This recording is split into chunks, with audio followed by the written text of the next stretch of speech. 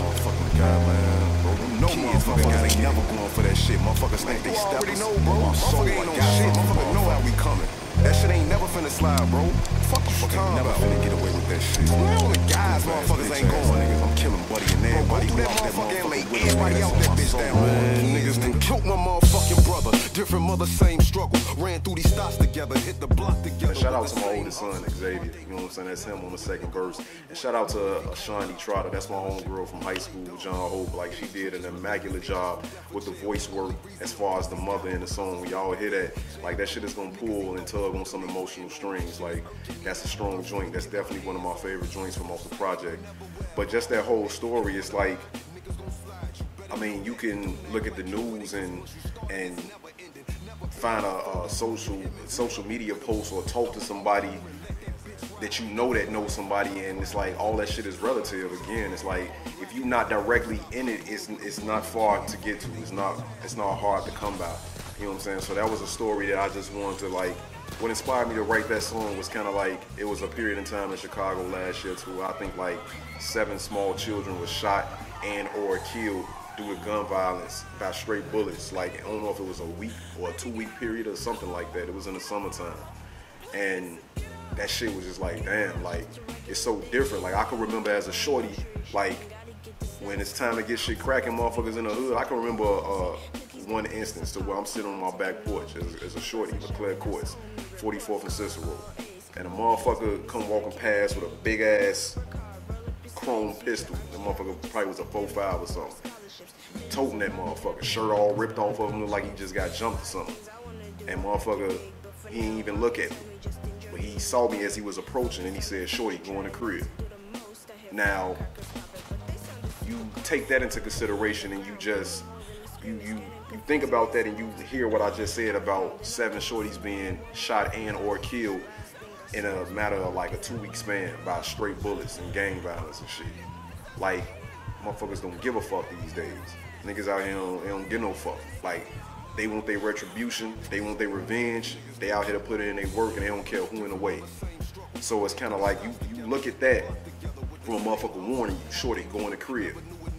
You know what's about to happen. You ain't gotta ask no questions. To 7 shorties being shot and or killed within a 2-week time span. Like, the dichotomy of that is crazy. You know what I'm saying? It just shows you the sign of the times. So, you know what I'm saying? Putting that song together, that's what inspired that song. You know what I'm saying? And I got 2 boys, and I look at my kids and I'm like, I'll fucking go crazy if something like that ever happened to one of them. Like, I wouldn't be able to deal with that and heal and get past that. You know what I'm saying? So I really had to take myself to a different place. It wasn't hard, but I definitely had to put myself in the shoes of a motherfucker that I've never been in. You know what I'm saying? So it was, I ain't gonna say it was fun putting it together, but I felt like I needed to do that. I'm glad that I did that. You know what I'm saying? Because that, in my opinion, that's a strong ass song from off the project. And it just, it means a lot. You know what I'm saying? And it touches on shit that happens in the city, you know what I'm saying, that a lot of motherfuckers don't really speak about. And I'm proud to have spoke about it in the manner in which I did. And again, shout out to my oldest son, Xavier West. Like, he killed that verse. You know what I'm saying? So, yeah, that's that. I've been tired of being down, I just wanna be up. Every time they break us down, we just keep rising up. This ain't luck.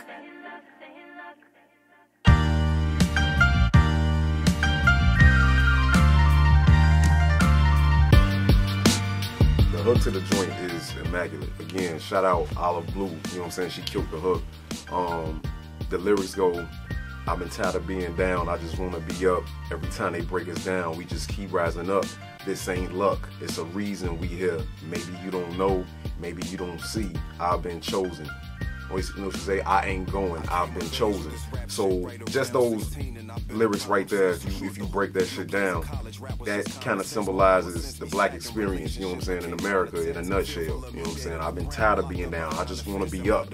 Every time they break us down, we keep rising up. This ain't luck, it's a reason we here. You know what I'm saying? So my thing is, like, you get knocked down 100 times, you get up 100 times. You know what I'm saying? It's like you never let nothing get into the way of your progress or your destiny. You know what I'm saying? You just keep going for whatever it is the fuck you want in life. You know what I'm saying? In a way that hook came out, like I didn't give her no direction. Like I respect Oliv as an artist. You know what I'm saying? So I gave her total creative control over that portion of the song, being the chorus, the hook. And she definitely did not disappoint, you know what I'm saying? And she sang it beautifully, you know what I'm saying? Everything from the ad-libs to the main vocals, like, that shit was raw as hell, you know what I'm saying? And Brittney, I mean, shit, like, Brittney is like, male or female, one of the dopest motherfuckers doing it in Chicago. Like, I put money on that, you know what I'm saying? Like, I had to get in with her. Like, shout out to homie GQ. The homie GQ put me on Brittney Carter, and I had to get in with her. I've been a fan of her work prior to. She hadn't released a lot of material that I heard, but she was doing like a weekly freestyle series or whatever. Like I was definitely rocking with all of those. So when she came through with her verse, it just made sense. Like I felt it before I even reached out. Everything just made sense. And she is a artist and a lyricist that I respect on a skill level, personally, all that. You know what I'm saying? So it just meshed. It just fit perfect. The inspiration behind the song was basically, in a nutshell, I touched on it a little bit before, just like the year we was having with 2020. You know what I'm saying? Everything that was going on. Again, I interjected a little bit of my past, and I touched on my relationship with my mother. Like I started off, I came of age with this rap shit right around 16, and I've been a problem since. Too short to hoop, no plans of college. Rap was just common sense, and that's like. That's what a lot of us in these environments go through. You know what I'm saying? Like it's like early, you kind of got a feel for what you want to do. You know what I'm saying? Some of us might be good at hooping. Some of us talented artists. Some of us can sing. Some of us rap, do this, a little bit of that, whatever the case may be. But it's kind of like it's so many obstructions on that path. You know what I'm saying? As you get older in life and, you know what I'm saying, embark on your journey through life, you can easily get derailed with shit. So when I say that, you know what I'm saying, it's like I fell in love with rap at an early age. So that's the personal aspect of it. Again, this lines in there about the most recent presidency with Trump being in office and all that shit, and the whole MAGA factor, and how he was like a voice, a face for like the racist motherfuckers, you know what I'm saying? Like he basically gave them the heart, the gall to come out and, you know what I'm saying, and stand on what the fuck it is that they believe in. And as much as, you know what I'm saying, motherfuckers don't fuck with it, you gotta respect it. I'd rather my enemy, you know what I'm saying, expose itself, you know what I'm saying, and let me know exactly who the fuck he or she is and what the fuck he or she stands for. And they definitely did that, you know what I'm saying. But the inspiration behind the song in totality was really 2020. The inspiration behind this whole project was my city, the city of Chicago, and just society at large in 2020 and the shit that we was going through.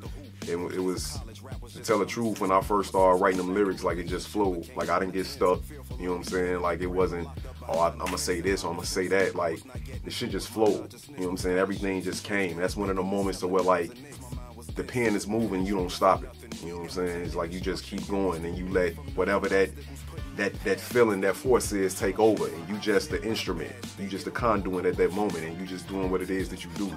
So that's what that joint was. Like Chosen is one of them that's like, it's reflective on a personal level and on just of, you know what I'm saying, just being observant type level. Speaking on a project at large, I just hope that the impact is impactful enough to make us stop and just look at ourselves. You know what I'm saying? To just be self-observant, self-reflective. That's why I use the lead into the title, the eternal reflection. That's why I use that image of Yummy Sandifer. No disrespect to any of his family. I didn't have the means to, I don't know his family or who to reach out to go through to get to his family, you know. So I just hope that they don't take that as I'm trying to profit off the loss of a loved one or one of their loved ones, because that's really not what it is. It's a more artistic meaning behind me using that infamous image of him, you know what I'm saying, for this cover. And it's definitely that. It's definitely, anytime I hear about one of these shorties out here losing their life to gun violence, the streets, whatever the case may be, I instantly think of that image. Like, from the time I first saw that image of Yummy Sandifer, Robert Sandifer, it was burned into my memory. Like, I never forgot that image, and it always stuck with me. So much so, it made the cover of Time magazine. Pac had it, blew up behind him on a little small billboard when he was in Clint Mack's bidding, doing an interview.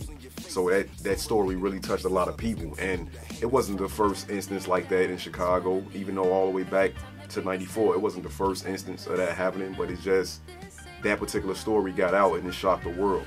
And again, like, the more things change, the more they say the same. Like, anytime I hear of another young brother or young sister losing their lives out here to this shit, like, my brain instantly take me back to that image and the first time I saw it. Like, I never met Yummy, never knew him. In '94 shit, he was 11, I was a little younger than that. You know what I'm saying? Like, I wasn't even 10 yet. You know what I'm saying? I was at 8 actually. You know what I'm saying? So it's a tragic, definitely a tragic occurrence, a tragic situation, but it's still going on to this day. And when I say the eternal reflection, that's exactly what I mean. The more things change, the more they stay the same. You can look in at that picture in that young man's eyes and shit, pick one from all the shorties that we lost recently. You know what I'm saying? Just pick one. You know what I'm saying? The story is the same shit. Like, the more things change, the more they stay the same. To say I'm perfect, I just operate off code. Seem like the streets done lost touch, doing for selfish, all they know.